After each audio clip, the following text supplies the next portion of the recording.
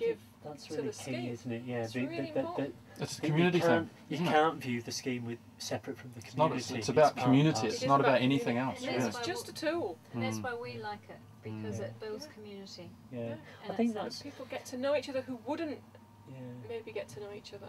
Because you said you were up to about 50 now. Well, we're probably 30 something. 35 households. So, okay, so that's. But then you multiply that by the people who live in the house. People in the house. So so that's kind of quite a lot of people. Because that's the other thing. So your kids can go on there and. They are. Our kids have actually got their own accounts. Yeah, kids do. Is that a good thing? They can be quite busy, Yeah, so the kids are good. So the kids are doing it as well. Bit of babysitting. Brilliant. Yeah, that's brilliant. That really frees people up. Yeah, that's amazing. So that's good. Bit of car washing, you know. Yeah. I think at the sort of abstract level, the key thing about schemes is that thing about, you know, I remember doing economics and they used to talk about money having various functions, and only one of which was that it was a measure of exchange, and that's essentially all that a green dollar scheme is, and all that other stuff about effectively being a commodity for itself is then lifted away, and so you don't have that thing about it being kept in artificially short supply and of it having a price of its own and all those other things that lead to the difficulties that we've got ourselves into.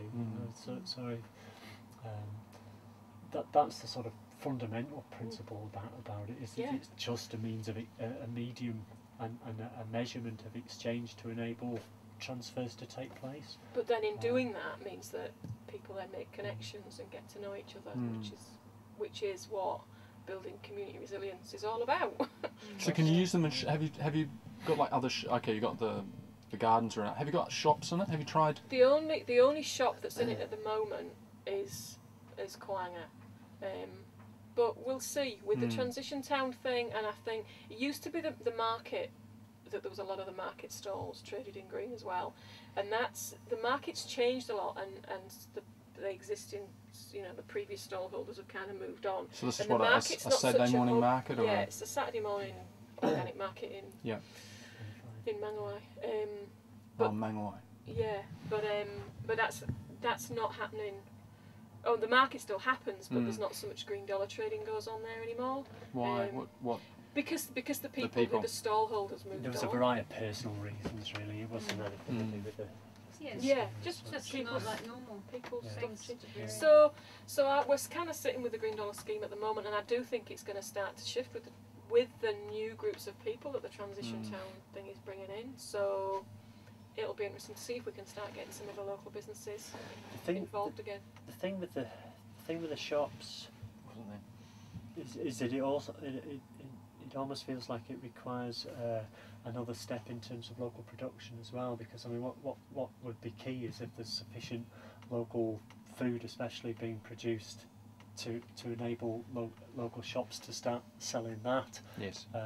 Because while they're having to fetch stuff in, they can't really, it's not an advantage to them to be part of the green dollar scheme. But if it was local produce that they could buy at green dollar, those two things do run quite in tandem actually in terms of what's being produced locally, and I do see that as being quite important. But like this shop is buying quite a lot of produce for green dollars that is then sold. So it happens here already, and it's just about, there's a reality that, like, you know, we used to run the vegetable stall at the market, and we were having to buy most stuff in because there just isn't enough surplus local production at the moment, and there's a massive gap in terms of what's produced locally, and that's one of the big challenges for the transition town thing, is to try and, I mean, we were trying to do it anyway, but the transition town just gives us another avenue to try and encourage people to be growing more stuff and to be actually working together, so that not everyone's growing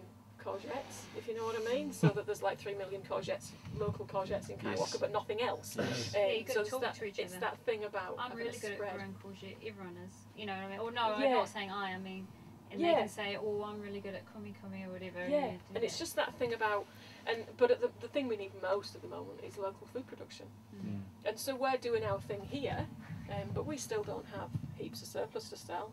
because it's we're usually feeding ourselves. Usually at those key times when everyone's got heaps of surplus. Yeah. Isn't But it? then there's room to build that up. As we build our soils up, there's room to build that up. I'm quite confident though that we can start producing quite a lot more of surplus to sell. Because you know how you're saying about people's balances. Does everyone know everyone else's balances as well? Yeah. Is that, yeah. It's completely transparent and open. So that's Yeah, quite a paradigm shift as well. It's yes, like, it is. Yeah, yeah. And the interesting thing about that was that at first, so what would happen was every time the accounts went out, everybody would get their own account sheet in detail plus a list of all the balances. And then after a while at one of the AGMs, people said, oh, don't bother sending the balances anymore because we don't kind of feel a need to know, but we know we can know if we need to. So they don't get sent out routinely anymore, but they are completely transparent. They're available to anybody who wants them. So, yeah.